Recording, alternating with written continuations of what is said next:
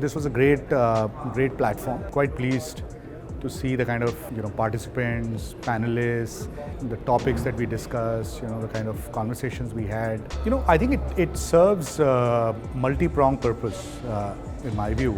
It kind of provides a very good networking opportunity for the wider stakeholder community to kind of interact with each other, opportunities for young startups to kind of meet with investors, for the wider industry to interact with, knowledge sponsors, people who are kind of talking about this industry, share their own issues, challenges.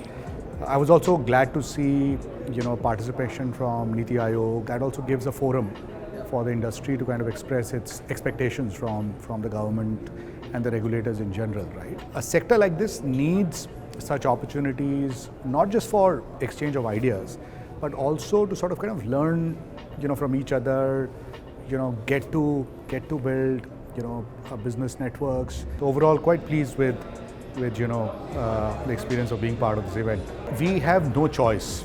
We have no choice but to think of the whole green mobility as not just an integral part, but possibly the most important part of our vision as a country by 2030, right? And if you look at what we've also mentioned in our report, this is going to be a very significant, sort of a transformation that we would see in the way mobility happens, right, in this country.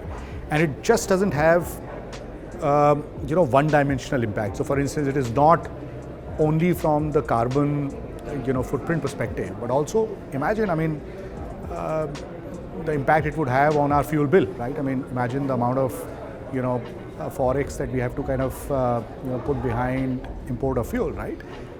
And therefore, when we think about it in a holistic way, environmental impact, economic impact, and overall, setting in place a world that possibly would be more responsible, more environmental friendly, is my way of thinking about an inclusive growth agenda that a country like India needs to have.